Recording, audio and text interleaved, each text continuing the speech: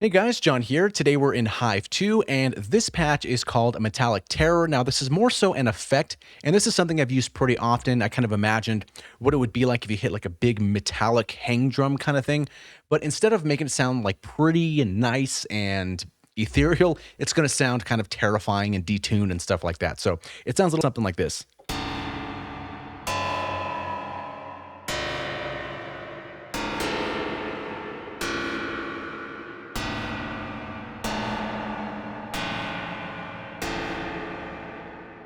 And the cool part of this is that it is pitched to a certain degree, and also the times that you hit the note repeatedly, it does kind of change the texture of the sound. So I'm gonna hit a certain note, the same note, over and over again, and it's gonna sound a little bit different each time.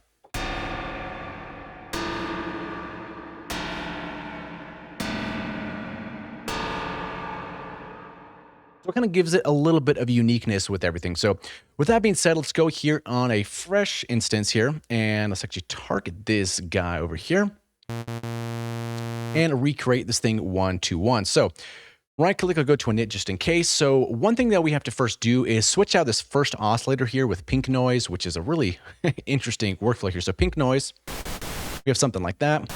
And we're gonna go unison of 2. So get that nice stereo-ness to it. Now, this pink noise is going to be sent to this first filter. As we can see, it's routed here. But instead of using this low pass 24, we're going to use the reverb filter. So the reverb, let's go here, select a reverb. And for our mix, bring this up just a bit like this. So for our mix, oh my goodness, let's bring it a little higher. There we go. So for our mix, we're going to be doing 50, which is going to be default, but the ratio is going to be 74. So we can bring this up to 74. And our damping is going to be 38. We're like, okay, we're moving stuff, but it sure sounds like the same thing. And that's because we have to deal with the cutoff and the resonance. So this resonance is going to be 100. Still kind of sounds the same, but once we bring down the cutoff to 77,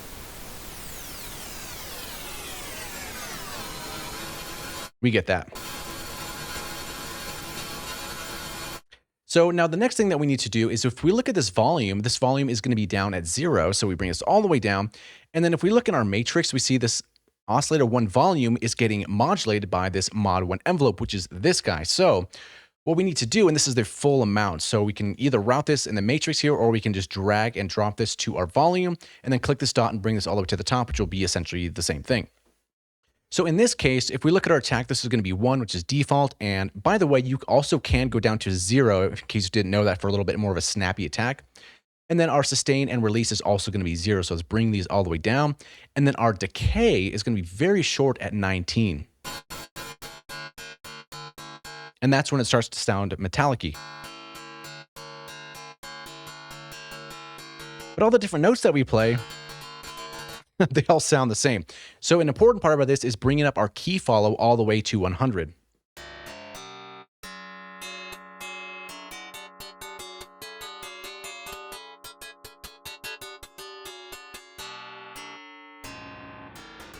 Probably get something kind of like that. So with that being said, if we look at our amp here, I believe we did change. So this is 1, and then our decay is 68. So let's go ahead and match that, 68. And then sustain 0, release 62. So release 62, and then sustain all the way to the bottom. So it kind of rings out a little bit there. And the idea of the decay and the sustain being pretty close values, because if we just hit a note real quick, or we hold it down, it's going to essentially sound the same way. So that's kind of one thing there. So this is on one shot. You may have noticed. I believe I was trying to do some other stuff with it, but just ended up on one shot. So that's fine as well, because we're not doing like a sequence or anything like that, which you totally can, by the way. So we have that pretty much down here. And then if we look on our second filter, we're also using a little bit of this. So what we need to do, if we want to route the signal from high from one filter to the next, what we need to do is on the second filter, we need to turn on filter 1, but keep in mind that we need to turn this volume all the way down, because now it's sending the signal all the way to the filter 1. If we had this all the way to the top, we'd also be sending to filter 2, and we'd also be hearing the output of filter 1. So keep this one all the way down unless you want both in there. Really depends on your workflow. So now we're here on filter 2, and if we look at this guy, we have the low pass 24, which is default, that's fine. Our cutoff is going to be 107. So let's bring this guy down like that. And then our resonance is going to be at 0. And we're doing a little bit of modulation on the envelope at an amount of 46. So we can bring this all the way to the right at 46, something like that. And then now we have to adjust this mod envelope. So we have 1 on the attack and 76 on the decay. So bring our decay to 76. And then we have the sustain at 50, which is default. And then we have the release at 77. So we can bring this guy up like that. So once it's getting struck, like once we're hitting this metallic thing, the filter kind of hits it and then it slowly starts to close to kind of remove the really top end of those frequencies. Now we need to do the same thing here on our envelope. So this is 68 and 71, which is basically pretty close. I think we have a little extra release. So a little cool trick, what you could do, you can go to this here and you can copy, and then you can go to the second amp and hit paste, and here you can get the same thing. But I believe on this one, we have more of a release. So 68 and 71. So 68, and then we just bring this up to 71, something like that.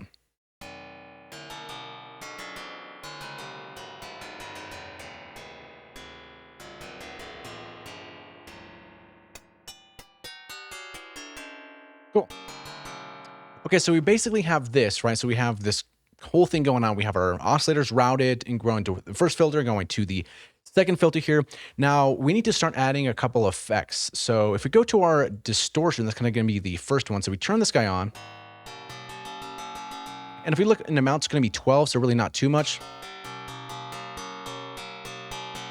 The tone's going to be 50, and then the mix 100%, which I believe is default, 50, 100%, yep. And we're going to a compressor, so let's turn our compressor on, and we can bring this here above the reverb, because we want to compress this before we add the reverb to it.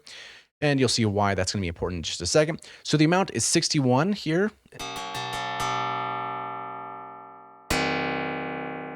61, so let's bring this down just a little bit here. And then we did bring this up by 2.5-ish or so. Okay, so we have this sound here for now, and then we're going to add some reverb, but let's first do the delay because the reverb is going to be kind of special here. So with our delay, we have 1/8 dotted and then 1/8. So this 1/8 dotted is fine. So let's change this to 1/8. And then our low pass is going to be 56. High pass, 26. And then we have our width, 50.5, which is going to be default. And then our feedback is going to be 25, which I believe is default. Yep. Diffuse 20, 20, yep. And then the mix 26. And let's bring this down just a little bit. Okay, so now some of the fun happens inside the reverb. Here we go, the reverb. So first we need to set some values. So our pre-delay is going to be 14. So bring this down a little bit here to 14. The size is going to be 154. So a little bit larger here, 154.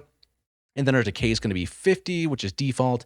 And then damping 80, which is default. Tone, I believe that's going to be the same. Yep. Width is going to be all the way to 96, so almost to 100. And then our mix is going to be 78, so quite a lot of reverb. Okay, so we have this basically set up here. Okay, sounds great. We have some reverb, but how can we make this interesting and make it all detuney and kind of, I guess, dissonant, right? And this is kind of where the fun happens. So if we look at our modulation matrix, disregard this reverb size because I ended up not modulating it. But anyway, what we need to do is if we go to the shape sequencer A, that's going to be modulating the reverb pre-delay. So what we can do is this shape sequencer A, let's drag and drop this to the pre-delay right over here and make that connection. Now, if we look at this the shape sequence, we can see this is at 1/2, so we can bring this like here. And then we have a single. Let's change this all the way to single. And if there's anything confusing about any of this, I have a course on Hive that you can check out if you'd like to. And then instead of loop, we're going to be going on one shot right over here. And what we need to do is now modulate this by 12. Because if you ever noticed, whenever you starting to play around with reverb and you're messing with the pre-delay timing, it sounds really weird. So the thing is, what if we can automate that? Now, if you look at our shape sequencer, this is basically kind of doing a triangle shape. So the first one is really the one that we need to change. And if you ever want to do the opposite move in Hive, you just double click the shape and it'll do the opposite right there.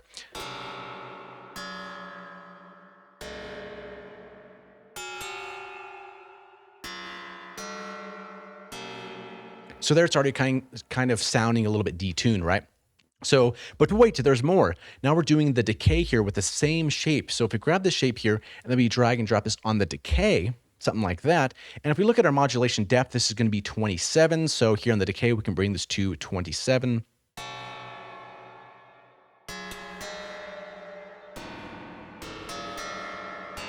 And since we have some of these effects, we can bring the volume back up a little bit.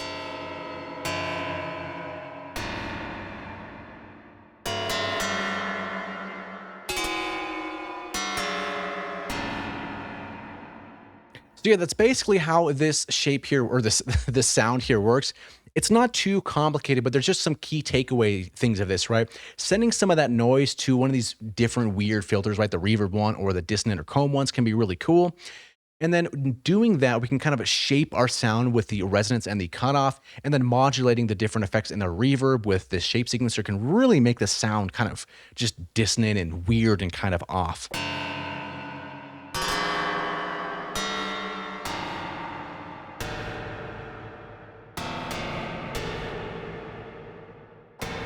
Like that reverb tail is pretty insane. If we just even increase this mix here and maybe a little bit more of the decay just to see what that sounds like.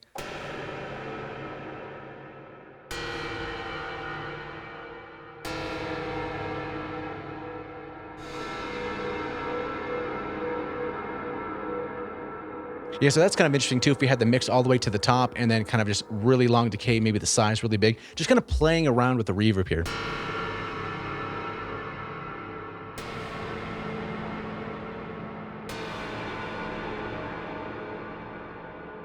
And maybe if you're feeling a little excited or something like that, we can take this sound here, increase the mix all the way to the top, maybe some large sides and decay, bounce that out, and then bring that maybe into a granular synth or something like that. That would be some pretty cool sounds that come out of something like that. So yeah, this one is called the Metallic Terror. Hopefully you learned something. If you'd like a copy of this patch, there's a link in the video description below.